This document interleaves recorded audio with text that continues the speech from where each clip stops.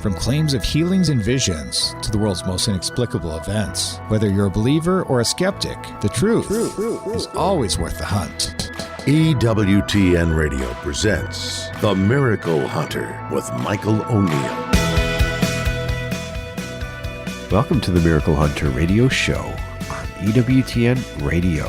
This is Michael O'Neill. I'm the Miracle Hunter. Well, I hope everybody had a happy Thanksgiving filled with faith, food, family, and football. For those of us in Chicago, you can leave the football part out. That wasn't so great, but the rest of it was a wonderful celebration, and I hope it was for you as well. We've got a great show ahead for you today. We're going to be talking about Venerable Fulton Sheen, whose death anniversary is right around the corner. We'll be talking with Dan Cheely, a church historian, about that media bishop who has so inspired the United States and the world. Later in the show, we'll be talking with Julia Lineberg about Our Lady of Loreto.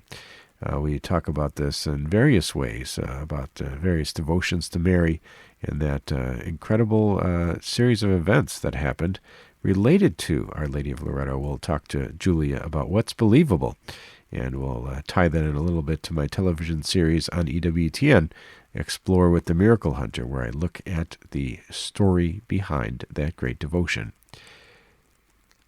Later in the show, we'll be talking about They Might Be Saints, and for this week on They Might Be Saints on Wednesday, December 12th, or 11th, at 9 a.m. Eastern Time, the episode of Father Augustus Tolton airs.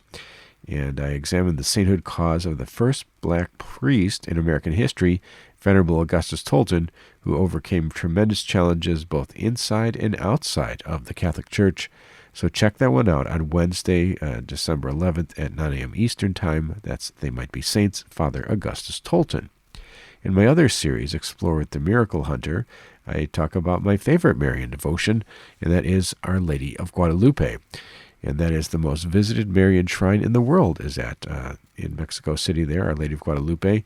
And I go there to investigate how the mysterious image emblazoned on St. Juan Diego's tilma has inspired millions of believers. So check that one out, Explore with the Miracle Hunter, this week. And those programs air every Saturday at 6 p.m. Eastern Time.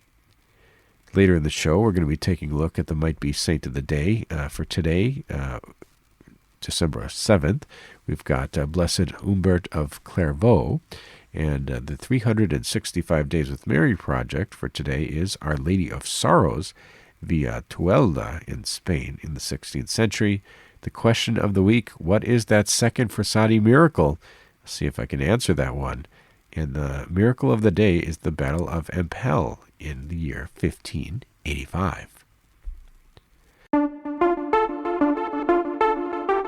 Let's take a look at the miracle news. We do this every week where we talk about the miracles happening all around the world and those things that relate to miracles. And of course, we had the Carlo Acutis news from last week where we learned about the canonization date for that future saint. And of course, the other Italian to be canonized in 2025 is Pier Giorgio Frassati. And the second miracle attributed to him was officially recognized. And Pope Francis had already announced during last week's general audience that the young Italian blessed would be canonized during that 2025 Jubilee. And so during the general audience on November 20th, Pope Francis had announced that Frassati would be canonized during the Jubilee of Youth, which we see takes place from July 28th to August 3rd of next year.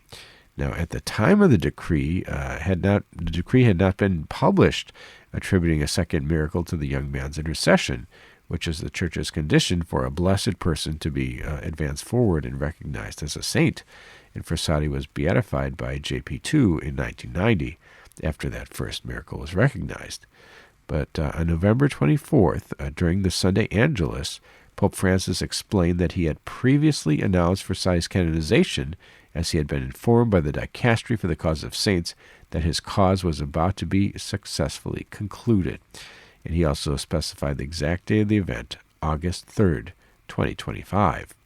And today, in fact, or that day, he met privately with Cardinal Semeraro, and the pontiff authorized the publication of a decree officially attributing a second miracle to Blessed Pier Giorgio Frassati. Now, the Dicastery for the Cause of Saints has not yet given any details explaining what kind of miracle it was. Stay tuned to this program for that. Let's take a look at Catholic Pub Trivia. We do this every week where we ask a trivia question and give out a prize to an email that writes in the fastest with the correct answer. The prize is the image of the faces of Mary. And so last week we were talking about two future American saints. That was quite a thing to have two vice postulators of the two new American sainthood causes on the same show. Check that one out if you go to EWTN.com/radio. You can listen to the audio archive to learn about the brand new future two saints in America. And so, but the question from last week was related, and that was, who was the last American to be canonized? And writing in with that correct answer was Mary K. Cloyser. And she said that the last American saint to be canonized was Junipero Serra on September 23rd, 2015. Maybe we'll be having some new saints coming out sometime soon, but that is correct. That is Junipero Serra is the latest American saint. And thanks for writing in with that question, or for that answer. Now for this week, we're talking about the Litany of Loreto. And on June 20th, 2020, during the Feast of the Immaculate Heart of Mary, Pope Francis added 3 invocations. To win the prize, name any of those 3 that were added by Pope Francis. And again in 2020, during the Feast of the Immaculate Heart of Mary, Pope Francis added 3 titles to the Litany of Loreto. To win the prize, you have to name one of those 3. We need to take a short break, but when we come back, we're going to be talking to Julia Lineberg about Our Lady of Loreto, whose feast day is right around the corner. Stay with us for that.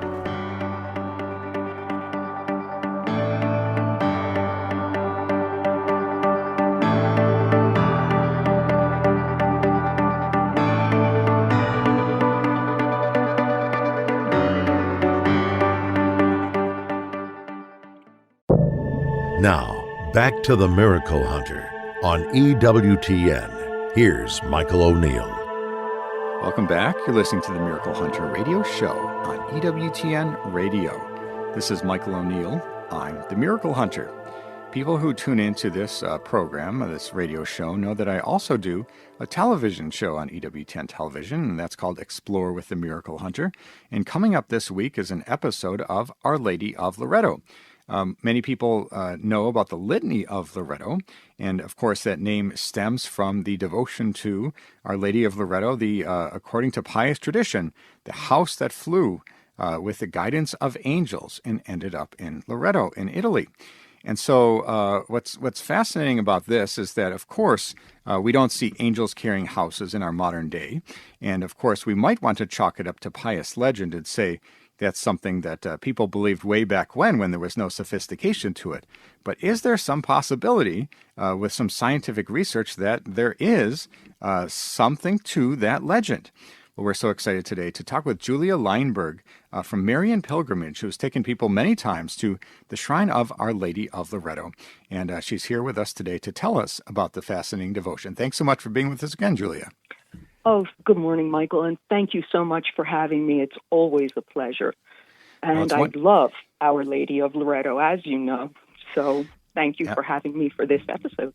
Absolutely. It's so fascinating. I think that it was a fun episode to create for EWTN television. And I think it's something every year we try to remember it. And I think people who fly on airplanes might do a quick blessing before they fly. When they pray to Our Lady of Loreto for a safe flight. And I know that even in the Chicago airport that I fly out of, they have a Loreto chapel in the airport. So she still has a devotion that's alive and well. Now, before we get too far with it, let's trace back the origins of the title of the Lady of Loreto. Where does this devotion come from? Well, the house is itself the house in which the Holy Family lived, but more importantly, it is the house where the Word was made flesh. It is the house where the angel Gabriel appeared to our Blessed Lady and announced that she was chosen to be the Mother of God.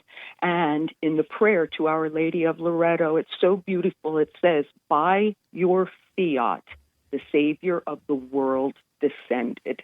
And it was within those walls. So it happened that in the 13th century there was a lot of turmoil in the Holy Land, and our Blessed Lady decided that her house was going to be preserved and removed, and it was under the power of the holy angels that the house was taken as, I think it was Pope John the 23rd said, it was taken from Palestine to Croatia, from Croatia to Loreto, where our Blessed Lady designated among the laurels that her house would be preserved for all of Christianity, for all of mankind. Absolutely amazing. And they still celebrate this coming to Italy, don't they? Every year, La Venuta, they call it. There's some celebration that happens there in Italy, isn't there?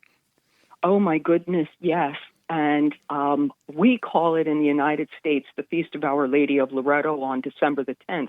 But actually, they in Italy celebrate La Venuta, which is the translocation of the house on December the 10th. They begin on the vigil, December the 9th, with lighting a special star under the rotunda, and the vigil goes all night, and then the next day they have a huge mass celebration there in the beautiful basilica for our Blessed Lady, and at one time it was extended to all of Italy, but now they do it mostly right there in Loreto.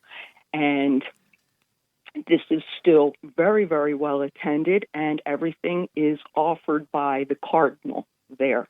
That is, his seat is Loreto. Absolutely. We're talking today with Julia Lineberg from Marian Pilgrimages. You can find out more about her at marianpilgrimages.com. And we're talking today about Our Lady of Loreto. And Julia, you know me, I'm a little bit annoying or interesting because I'm a skeptic and a believer. You know, I want to believe that, in fact, that this was carried by angels and transported in a miraculous way. But I'm also a skeptic, thinking maybe that's something from an earlier, more pious age where science wasn't really valued as much as it is in our modern day. Has there been any kind of research whatsoever that would suggest that this is actually the house of Mary?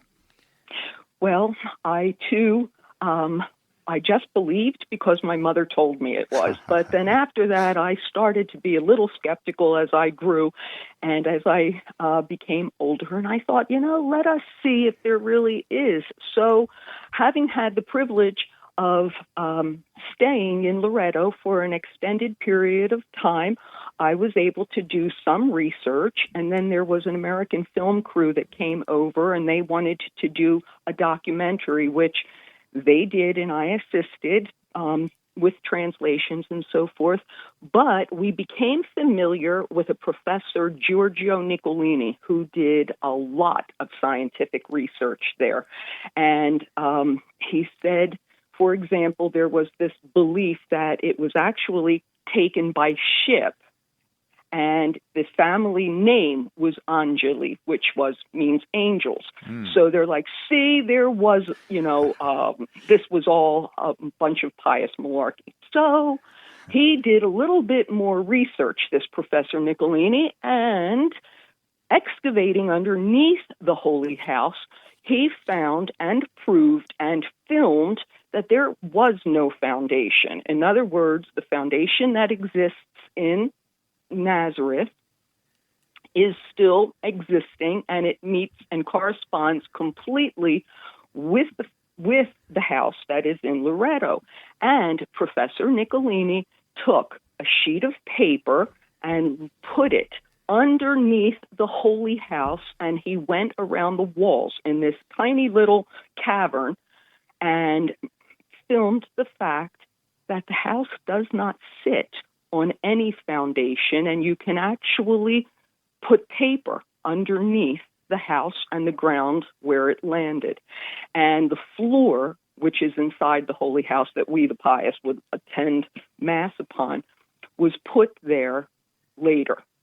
Fascinating. It was put there later. Yes. And also, the stones, of course, are the same as the stones found in the Holy Land, but they're held together with mortar that can be found nowhere else. All of the scientific research was done on that mortar, and it too, again, preserved the fact that the house was never disassembled.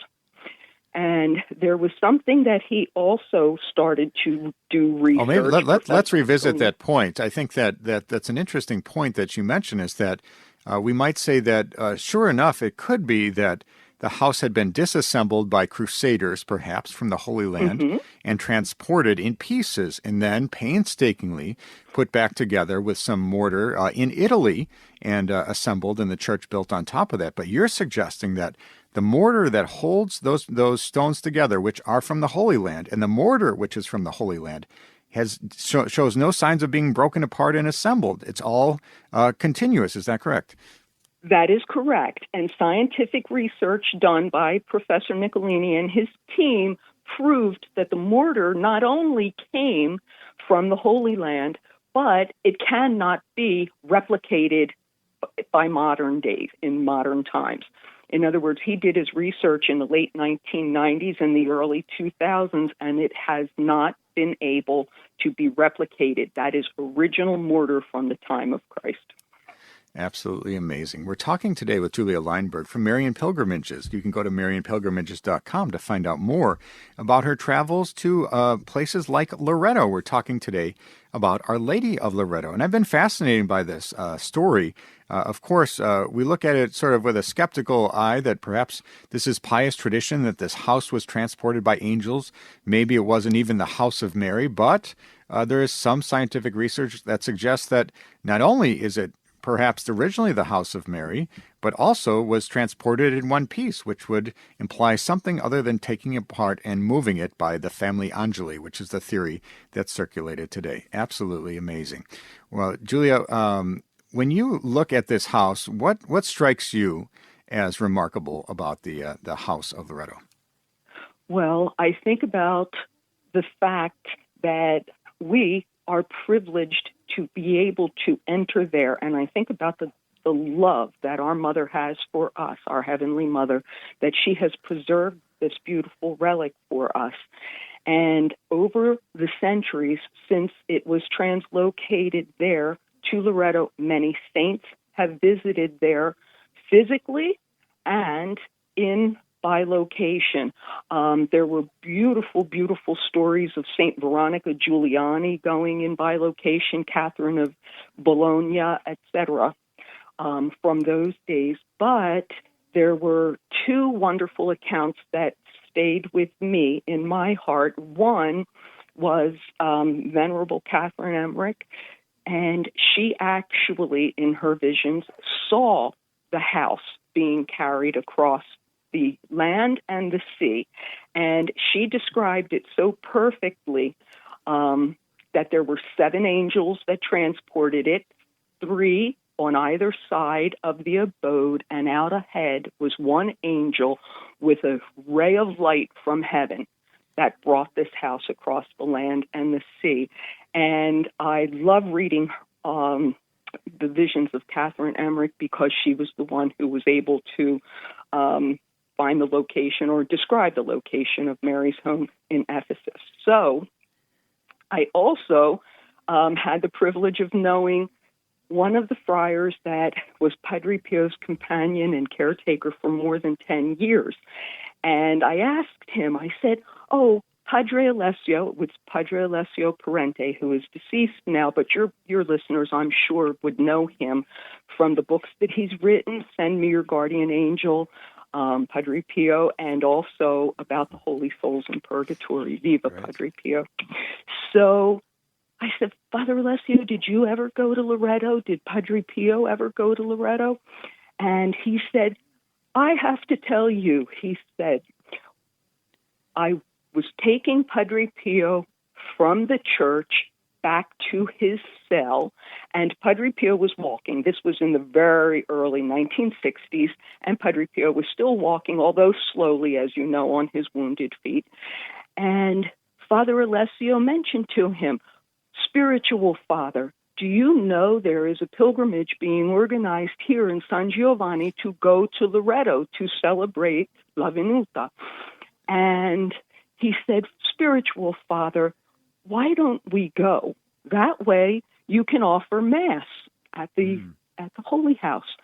And Padre Pio stopped, and he looked at Father Alessio, and he said, "My son, if ever I would go to offer the Mass in that Holy House, I would certainly die of infatuation."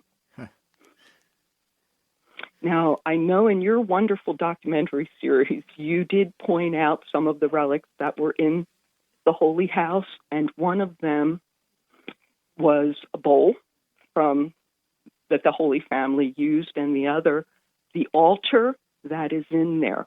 Encased in that altar was the first altar that the apostles offered the Mass in Mary's home.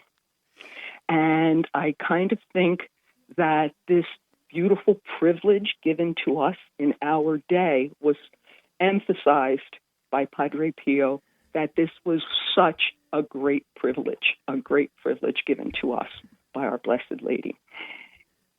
Absolutely amazing. We've been talking today with Julia Lineberg from Marian Pilgrimages about Our Lady of Loreto.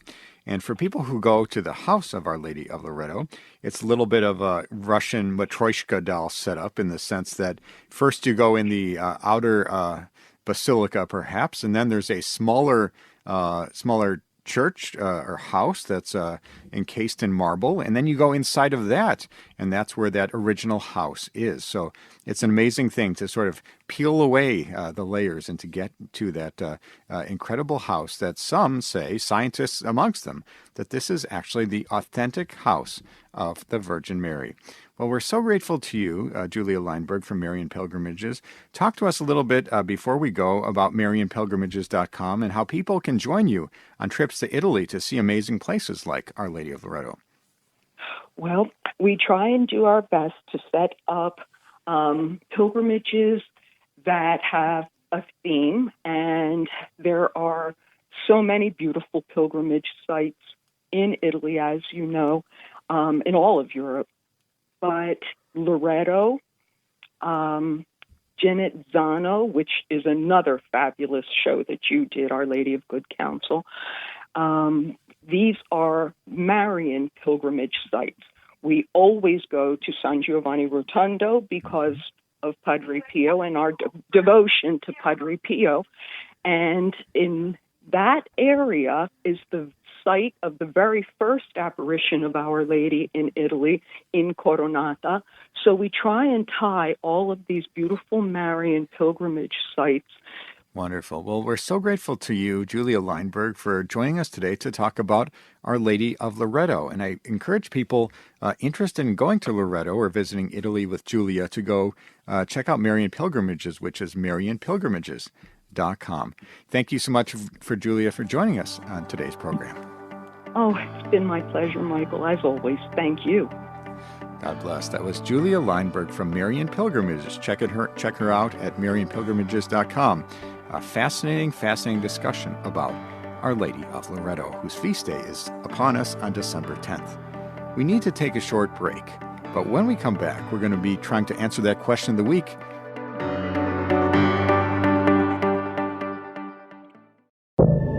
Now, back to the Miracle Hunter on EWTN. Here's Michael O'Neill. Welcome back. You're listening to the Miracle Hunter radio show on EWTN Radio. This is Michael O'Neill. I'm the Miracle Hunter. I love getting your questions. People write in from around the world with questions about miracles happening in today's world and those that have happened centuries ago. And I think it's fun to hear what people are thinking about question-wise when it comes to miracles. And I try my best to give you a good answer. But I also love answering questions aside from the emails, answering them in person. So I travel around the country. I give probably 20 talks a year at different Catholic conferences or parishes or other events. And these days I've been talking a lot about Eucharistic miracles, but talk about Marian apparitions and saints, of course. But I always leave it open for questions at the end of the evening. And we usually get some pretty interesting ones that roll in. So people who are interested in having me speak at their parish, you can go to miraclehunter.com and click on the Contact tab, and you can send me a message that way. And I look forward to speaking in Boston coming soon at the beginning of next year. And so the question for this week was, what is that second Frassati miracle? That's from Jim.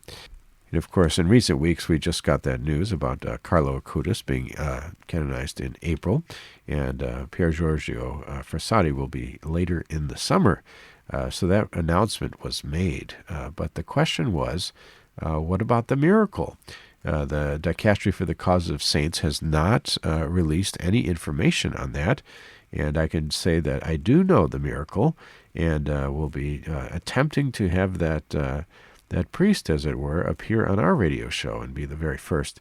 I always like to try to be the first to interview these miracle recipients to see them tell their story. So it is a priest from the United States who had that Frassati miracle, and so I'll be working hard to bring you that story as soon as I can. So pray for that one, that we can get that one on the air soon.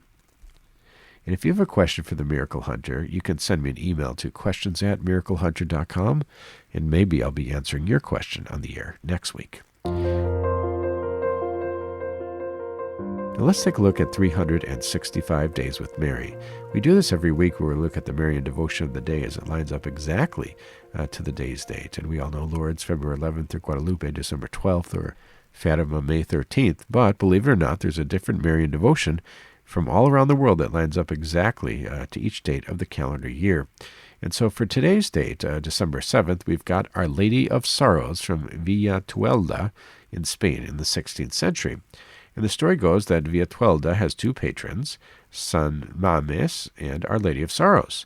The patronal feast of Our Lady of Sorrows occurs on December 7th, and it's celebrated with a procession, and the image of the Virgin is usually adorned with flowers, and pastries are made by devotees, usually fulfilling a promise of goodwill toward neighbors. And that is Our Lady of Sorrows, celebrated on today, December 7th, in Villatuelda in Spain in the 16th century. And for more information on 365 Days with Mary, you can go to the website.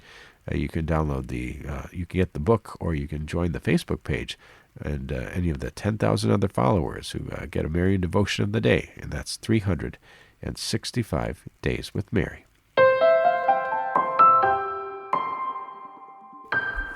Let's take a look at the miracle of the day. We do this every week, where we talk about a miracle happening at some point in Christian history that lines up exactly to the day's date. And the miracle associated with December 7th is the miracle that is said to have helped the Spanish troops win the Battle of Empel in 1585. And the miracle is attributed to the Immaculate Conception, which is the belief that Mary is preserved from original sin from the moment of her conception. And the miracle is said to have occurred on the night of December 7th, 1585, when Spanish troops were trapped by enemy forces at the Empel Dike, and the troops were hungry and cold, and their morale was low, and the miracle is said to have helped the Spanish troops win the battle. And so that is today's miracle of the day, at the Battle of Empel in the year 1585.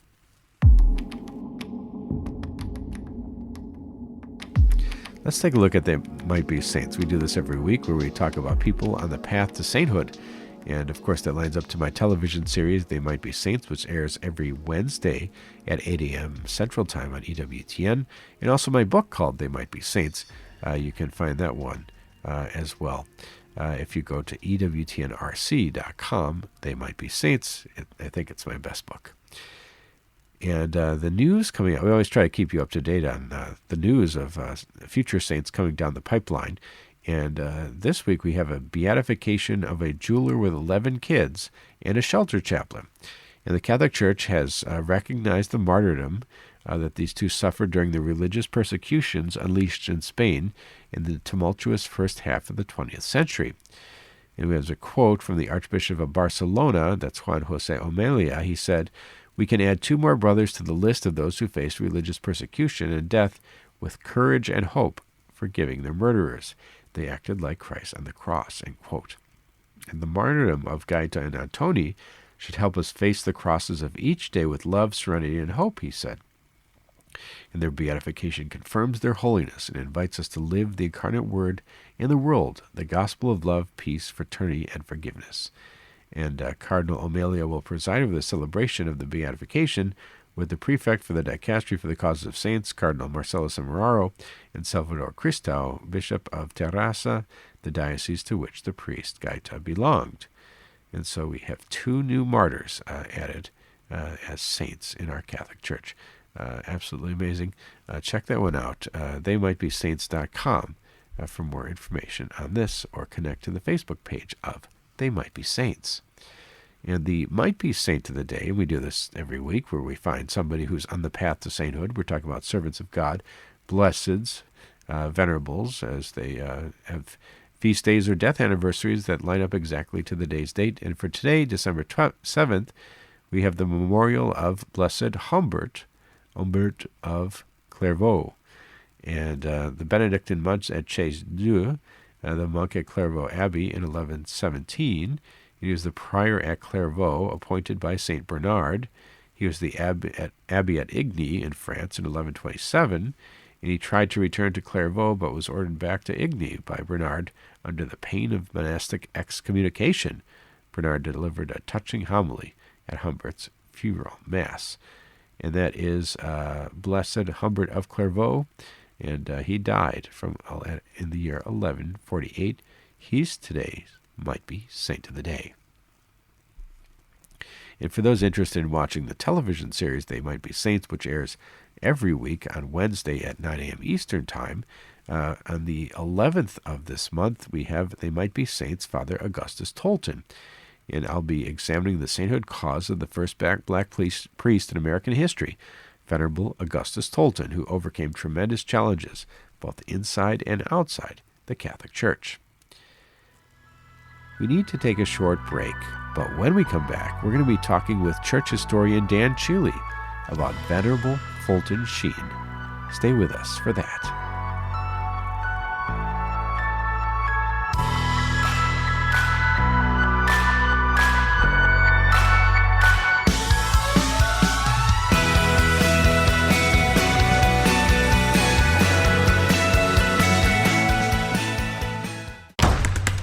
Now, back to the Miracle Hunter on EWTN. Here's Michael O'Neill.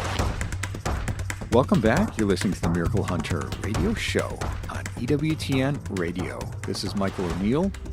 I'm the Miracle Hunter. People who tune into this show and tune into my series on EWTN television, They Might Be Saints, know I love looking at the causes of potential American saints. And we have as many as 24 who have advanced to venerable and beyond in the United States.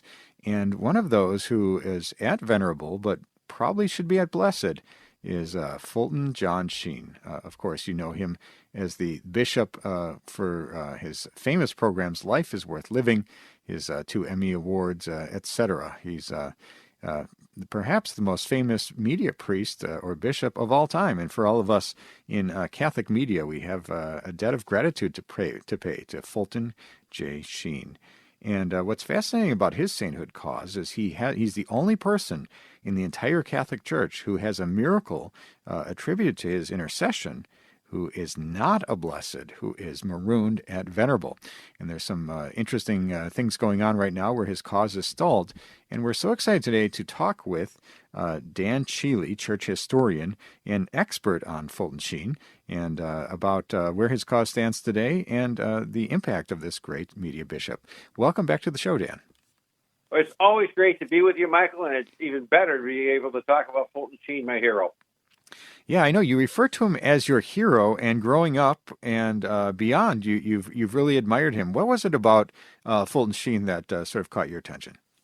Well, I'll never forget the first time I saw him on TV. I was a little shaver. I was about 7 years old, and his program was on at my grandparents' house, and everybody was watching him. And it was the days of black and white TV. And there was even coming through, just seeing him, I didn't understand what he was saying, but he just seemed to be so energized. His eyes were flashing. He was speaking with such earnestness that I said to myself, I don't understand a word of what this priest is saying, okay? But I really want to know. He's very smart. And someday I'm gonna find out what he's saying. Someday I'm gonna learn. And so I then was interested in him. My grandparents had a little abridged version of the Life of Christ lying around their house. I started reading his stuff, and as I got older, I started reading as much, and he wrote prodigiously. I mean, he wrote all kinds of books. And I started reading as many of them as I could get my hands on. That's a lot. And basically, he got me interested in the faith, not only on an intellectual basis, but also on a personal basis, because it was never just theory with him. It was always trying to link his listener up with Jesus Christ himself, trying to get the person to pray. He got me to pray to not only our Lord, but also to the Blessed Virgin. And, once you start doing that, I mean, Katie bar the door. Like once you open, as St. John Paul used to say, open wide the doors of your heart to Jesus Christ, he comes in, and as only he can with his incarnate goodness. And I have to thank Fulton Sheen for getting me interested in that. And you weren't the only one who was captivated by him. I mean, he was big time with radio shows and television shows and winning Emmy Awards, beating out Lucille Ball, for example, and being on the cover of Time magazine. Talk about the impact or the attraction that all of America, Catholics and non-Catholics, had to Fulton Sheen. Well, this is an exciting and dynamic story. I remember that. Fortunately, in my life, and it's pretty old now, I've been in the presence, even close enough to shake hands with people who are on the altars already. Okay, I got to talk briefly with Mother Teresa, with Blessed Alvaro del Portillo, with Fulton Sheen a number of times. I was within 5 inches, half a foot of John Paul II, saw him operating at close range, and others. I mean, Mother Angelica, Alice von Hildebrand, John Hardin, others. But they had tremendously different personalities. But there was one thing they all had in common. They were able, just by who they were, to communicate a spiritual energization. For example, Fulton Sheen's personality is completely different than Blessed Alvaro del Portillo or than servant of God, John Hardin. John Hardin and Alvaro Portillo were quiet people, reserved, almost private persons. Okay, where Sheen was a live wire. Okay, totally different. But that same energization, it made you felt kind of a happiness in their presence. You felt energized for God. And they were able to communicate that in a spiritual way. It didn't really matter what they said. And that really was something else. Originally, when they gave Sheen his program, it was originally on ABC, it was a throwaway. They had, at that time, in that spot where he was, on CBS, I think, was Milton Berle. Okay. And Milton Berle was known as Mr. Television. I mean, he was funny. I mean, he had all kinds of gags. He had an electric presence as well. Okay, of a different kind. Funny as could be, zany. Okay, and everybody was watching him, and everybody had to try to compete. The other big stations had to try to compete with Milton Berle, and so NBC they decided to put on the chairman of the board. They put Frank Sinatra on NBC. So you got Frank on NBC. Okay, you got Milty on CBS. So ABC said, "There's no way we can compete with these guys. We're supposed to give a certain amount of time." It was the rules of the game at that time. It's no longer that way. But do some kind of public service TV, something that is just like a charitable thing. Let's put this guy, Fulton Sheen, this Catholic bishop who had a popular radio program. He's asked for something. Let's put him on. It's a throwaway, okay? But it doesn't matter because we're losing anyway. We can't beat out Milton Berle. We certainly can't beat out Milton Berle and Frank Sinatra combined. Well, guess what? Uncle Fulty Milty, okay, they call him Uncle Fulty because he used to call Milton Berle Uncle Milty, beat out both of them. Wow. He had higher ratings than both of them. He had an audience composed not just the Catholics. Catholics were only about a quarter of the population of the United States at the time. All kinds of people were watching, Jews, Catholics, Protestants, nothing. And he was pretty electrifying. He was on for years. That is amazing. And I think when we see canonizations, of course, we see the canonizations of people who perhaps are known to the world, but there are, of course, those who are completely unknown, the Fatima children, for example. But beyond the television personality, besides all the acclaim and attention and media work, what were the heroic virtues of Fulton J. Sheen? Well, he had a tremendous talent, okay, but he also had a tremendous capacity for work, and actually, interesting enough, as politically incorrect as it sounds today, for purity, okay. And let me give you an example of that. He was associated with all kinds of famous and beautiful people in Hollywood. Because what happened often was, and that was the beginning of his close friendship with Claire Booth Luce, people would refer others to him. They'd say, hey, I met, first it was Monsignor Sheen, and he's really a gifted person. He can really counsel. Can you, I think you should meet him too. And by Claire Booth Luce, for example, who was probably one of the most famous American women in the country at the time. She was a congresswoman. She was an authoress. She was beautiful. She was married to Henry Luce, one of the richest men in the United States. She had it all. Okay. But she lost her daughter, her oldest daughter, in a tragic car accident and basically went into a horrible depression. And I think it was Ann Blythe, the movie star Ann Blythe, told her, you should talk to Fulton Sheen. And she said, I don't believe in that nonsense. That's not, what is he going to do for me? Bring her back? No, I don't need pie in the sky. Okay, she's a bitter person. But she said, what do you have to lose? Go talk to him. Well, to make a wonderful long story short, and I'd love to tell you the whole story of that sometime, but after meeting Fulton Sheen, it wasn't overnight, by the way, either. It was several meetings. She converts to Catholicism and becomes a Catholic for the rest of her life. And also two people who knew her, that her personality dramatically changed. I mean, she had been basically dog-eat-dog type person, look out for number one. And there was a whole new dimension of charity, and therefore friendships and tenderness that were present in Claire Booth Luce post her contact with Fulton Sheen and the Catholic Church that she had beforehand. So it's those stories can be multiplied by the dozens. Another time, he was asked to come to Peoria, where he's buried now, thank God. And it was celebrating his anniversary of his ordination. And so there's a big crowd there. And Archbishop Sheen at this point asked the pastor of the church, the first church where he had been assigned to, because I see a woman in this crowd. She's got a sad face. Do you know her? And they said, I've never seen her before, Archbishop. I don't know who she is.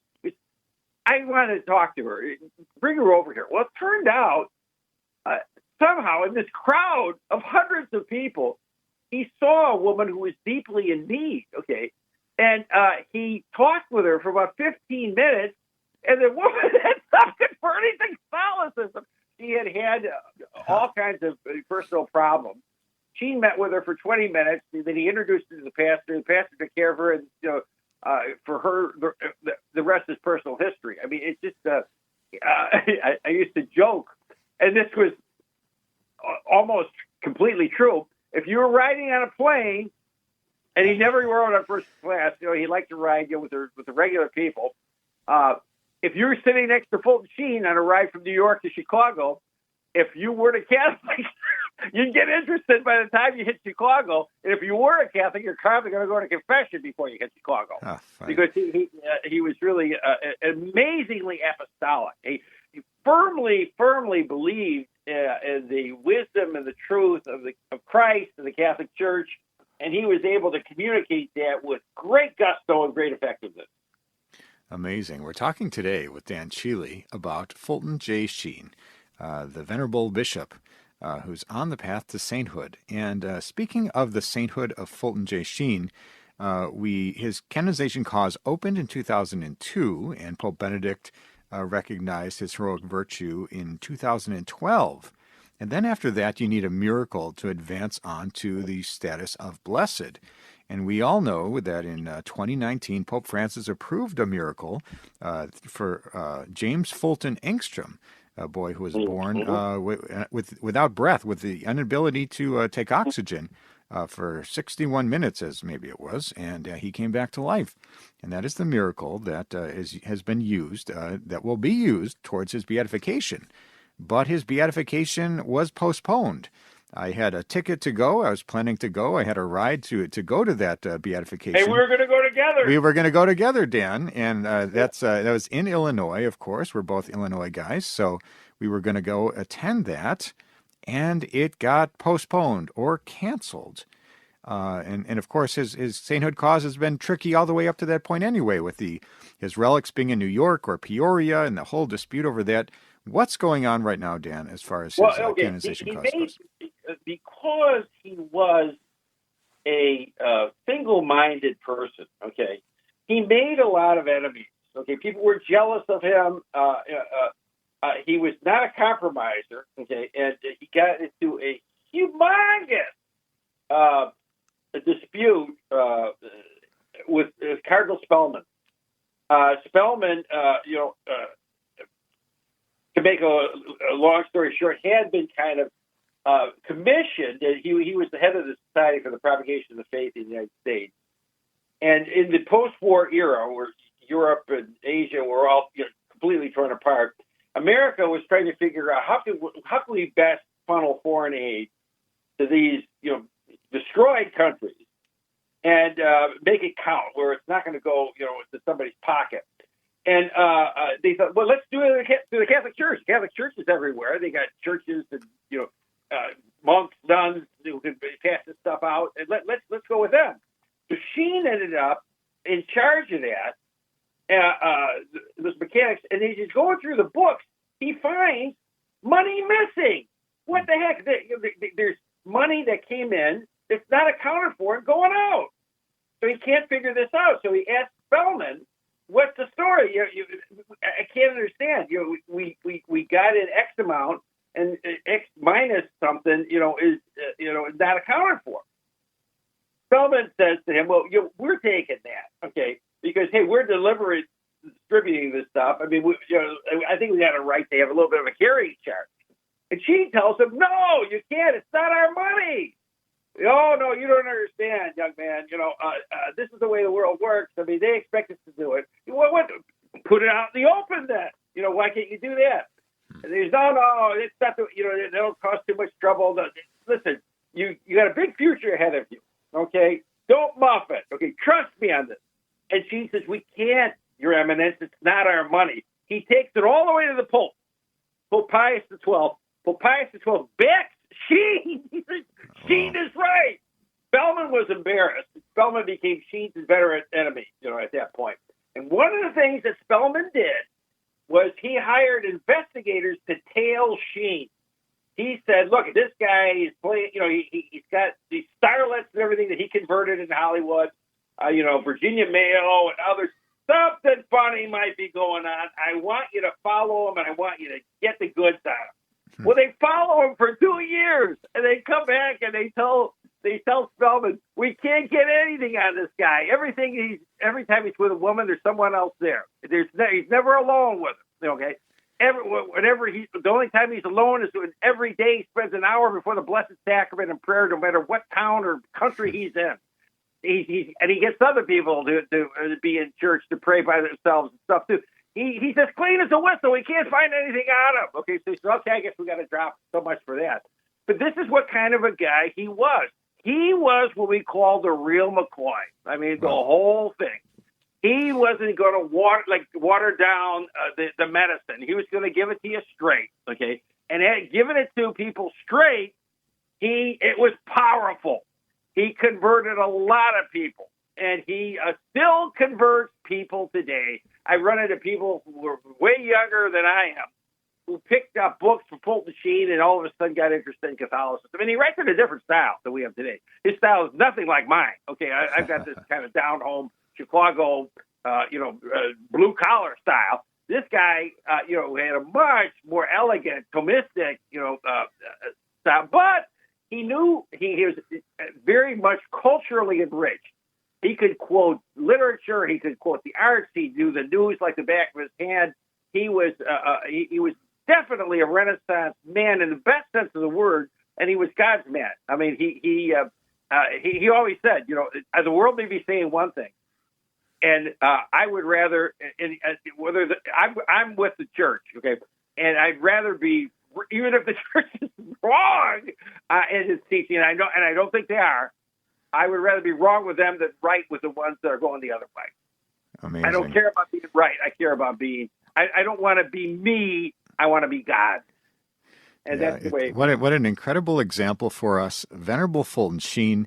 We're all praying for his canonization cause, that he does get to be beatified sometime soon. Perhaps it'll be some years before we see this rightfully happen. But what an incredible example for us, even in our modern day. Well, we're so grateful to you, Dan Cheely, church historian and expert on Fulton Sheen, your hero, for talking to us about some of your memories and the great memory of Fulton Sheen. Thanks so much for being with us on today's program. Thanks for the opportunity. God bless. That was Dan Cheely talking about Fulton J. Sheen. He and I had plans to go to the beatification together of Fulton Sheen until that was postponed, and maybe we'll be rejoining forces again when that beatification is relaunched. Who knows when that will happen, but something to pray for. And that's all the time we have for today's show. If you missed any of this episode or want to catch up on past episodes, you can go to EWTN.com/radio. Check out the audio archives or download the free EWTN app. I'd like to thank our guest today, Dan Cheely, church historian, talking to us about Venerable Fulton Sheen, and Julia Lineberg talking to us about Our Lady of Loreto. Check out my series, Explore with the Miracle Hunter, airing every Saturday at 6 p.m. Eastern Time. Coming up this week, the most visited Marian shrine in the world is at Mexico City, Our Lady of Guadalupe. And I am there to investigate how the mysterious image emblazoned on St. Juan Diego's tilma has inspired millions of believers.